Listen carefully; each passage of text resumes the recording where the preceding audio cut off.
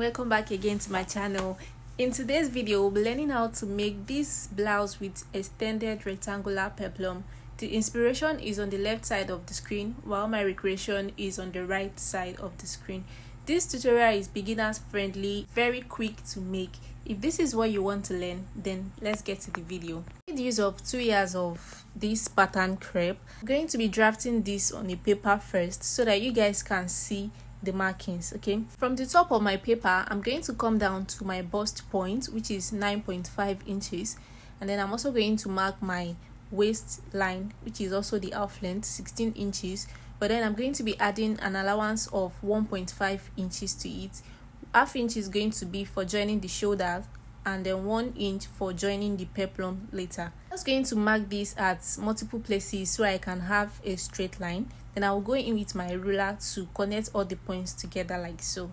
The next thing is to come to the top of my paper, and then I'm going to be marking half of my shoulder measurement, which is 14 inches for me. Half of that is 7 inches, so I marked 7 inches.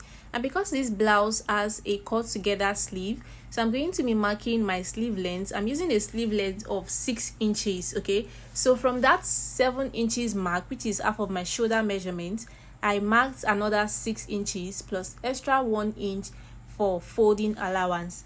And on that 6 inches mark, the new mark, I came down by 1.5 inches for the shoulder slope. I also marked 3 inches for my neck width, and from that neck width I'm going to be connecting a slant line all the way to the shoulder slope as I'm demonstrating on the screen. Next, I came down by 3 inches for my neck depth. Okay, you can use 3.5 inches or 4 inches. This totally depends on how low you want your neckline to be. Okay, then I went in with my curved ruler to connect from my neck depth to my neck width. So the next thing I'm going to be doing now is to come down to my bust point, and then I'm going to be marking quarter of my bust circumference, which means my bust circumference divided by 4. My bust circumference is 35 and I divided that by 4, and I marked it on my bust line plus 1 inch for stitching allowance. On the waistline, which is the half length, I marked quarter of my waist circumference plus 1 inch for that, and also 1 inch for stitching allowance. Connected the 2 points together like I'm demonstrating on the screen. So the next thing I did was to extend my bust point line. Okay, we're about to mark the sleeve. All right, so I'm using this my bust point as my sleeve length. Okay, so the next thing I'm going to be doing now is to measure what I have at the top of my paper. So whatever I have there, I'm going to also mark it on my bust point line like so.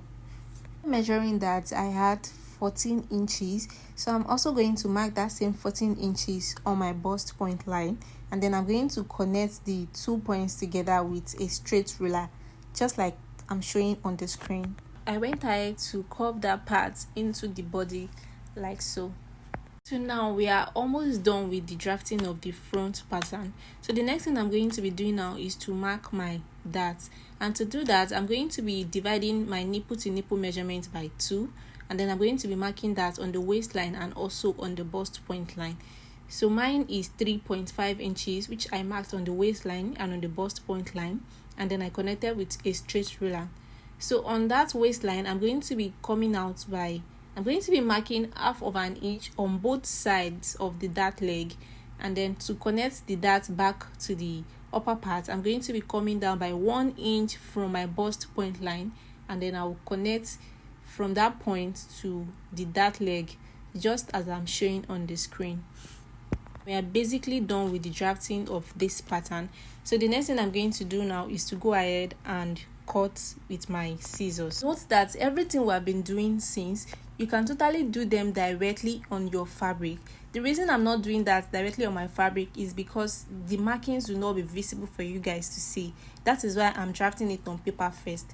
So when you're drafting your own, if you're using a very good fabric for this, which I advise you should use, go ahead and draft directly on your fabric to save you time. To draft the back pattern, the only difference is just the zipper allowance and the neckline. Okay, so for the zipper allowance I'm marking 1 inch from the top of my paper down to my half length, and then I'm going to bring back the front pattern, and then I'll place it directly on this new pattern paper. For the back neckline, I'm going to be coming down by 1.5 inches for my neck depth, and then I'll connect it back into the front neck width. So after this, I'm going to basically trace out what I have on the front pattern. Since this blouse we are recreating as a zipper at the back, so we're going to be getting rid of zipper bulge, and to do that, on the waistline, I'm going to be coming in from the zipper allowance by 0.75, and then I will connect it all the way to the top with a slant line. And to also completely get rid of the zipper bulge, which is one thing I've been doing and it has been working for me, I'll also come up by ½ inch from my half length line, go up by ½ inch, and I'll connect it slantly to the side, just like I'm demonstrating on the screen. If you do this for every of your outfits that has a zipper at the back, I promise you it's never going to bulge. I'm just going to cut out all the unwanted parts, and then I will use this paper to cut out my fabric. I'm going ahead to cut out my fabric using the pattern that we drafted earlier, and I also notch the darts point so that it's going to be easy for me when I'm sewing in the darts. So I'm going to start by sewing my dart first of all, and to do that, since I already made the notch, it's going to be very easy for me to know where to sew.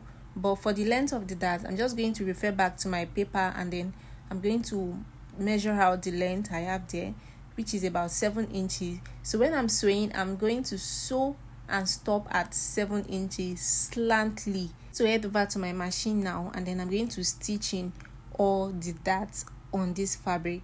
The dart leg for the back is different from that of the front. Okay, so for the back, I'm going to be adding 1 inch to the dart length I have at the front, which is now 8 inches for the back. So I'm going to sew it the same way. So the next thing I'm going to be cutting now is the facing for both the front and the back, and to do that, I went ahead to iron paper stay to a small piece of fabric that is wide enough for my facing. So I'm just going to put this on fold now, and then I'll bring in my front piece. I'll also put it on fold, and then I will carefully align it with the piece of fabric that I just folded, which is below it. So I'm going to align it well, and then I'm going to trace out the neckline and also the shoulder line to some extent, just like I'm demonstrating on the screen. So after tracing it out, this is what I have. And then from that neck depth, I'm going to be coming down by about 7 to 8 inches. I'll make a mark there, and from that side, I'm going to be marking 3 inches. Then I will curve it back into the 8 inches mark. So the whole of this is going to be the facing for the front, and then I'll go ahead and cut it out. So after this, remember that the blouse that we are recreating has a slit at the center. So for that slit, I'm going to be coming down from my neck depth by about 4 inches, and then I'm going to slash that place open. On the facing, I'll also do the same thing on the main fabric, and this is what we're going to have. So I'm going to stitch the neckline by ½ inch, and for this slit, I'm going to be stitching it with 1/4 inch, less than ½ inch. Alright, then I'm going to cut out the back facing. I'll also do the same thing, put the fabric on fold, and then I'll bring in one piece of the back, and I'll trace out the neckline and also part of the shoulder. And after doing this, I'm going to be marking 3 inches all around this facing. Okay, I'm also going to place this on the back pattern, right side facing each other, and then I'm going to be stitching the neckline with ½ inch, and then I'll show us the next thing to do. So I'm done stitching this, and I've also given it a good press. Okay, so all the curved corners, just make sure you notch them. That is just the secret to getting it looking perfect like you're seeing on the screen. And the next thing I'm going to be doing now is to join both the front and the back together at the shoulder. So I'm going to place it right side facing each other like this, the back on the front, right side facing each other. I'm going to align it. So what I'm going to be doing now is to use one of the facing to turn in the whole of the shoulder, and then I'm going to stitch it down. So after doing that, the next thing is to fold the sleeve opening. Okay, so I'm just going to place them together like this, and then I'm going to fold. So after doing that, the next thing is to sew the sides together. So I'm going to put them right side facing each other. So I'm going to sew with 1 inch, which is the allowance I gave. So when you are done sewing, go ahead and notch all the curved corners so that it can relax well. And after everything, this is what we have. So the next thing we're going to do now is to attach the peplum. So for the peplum, I'm gonna to cut out a long rectangular piece for the front and back, but the back is going to be slashed into 2. So to attach the peplum, I'm going to bring in my half bodies like so, and then I'm going to place them together to get the center part, and I'm going to be making a notch at that center. I'll also bring in my front peplum. I'll fold it into 2, and I will also get the center.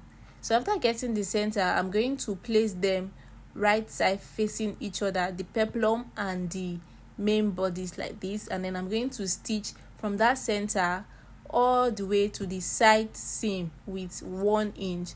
When I'm done doing that, I'll also sew the other side from the center to the side seam with 1 inch. Stop at the side seam, do not pass the side seam. After joining the front peplum, this is what it looks like. As you can see, I stopped before the stitch at the side. Can you see it? So I'm bringing it closer just so you guys see where to stop your own. So now the next thing is to fix the back peplum, and to do that, I'm going to start stitching from the zipper allowance. Okay, I'm going to place them right side facing each other and stitch from the zipper allowance all the way to the side seam. Okay, so after this, what we're going to do now is to fold all the rough edges with 1 inch. I'm also going to attach my zipper to the back, and then I'll show us the end result. So this is what the top looks like after finishing up all the rough edges and installing my zipper, and I also gave it a very good press. As you can see, this came out lovely. The only thing I wish I could have done differently was my choice of fabric. I could have used a more structured fabric and not this very light one, so that it's going to give the exact same feel the actual one is giving. So if you are creating yours, please use a strong fabric, a medium weight fabric. Yes, do not use any soft fabric, it's not going to come out nice. Okay, so this is the end of the tutorial. If you enjoyed this tutorial and you gain a lot from this tutorial, kindly like this video, subscribe to my channel if you have not subscribed, and turn on your post notification bell so that when I post in next video, you're going to be the first to be notified. Thank you so much for always supporting and watching my video. I will see you guys in my next one.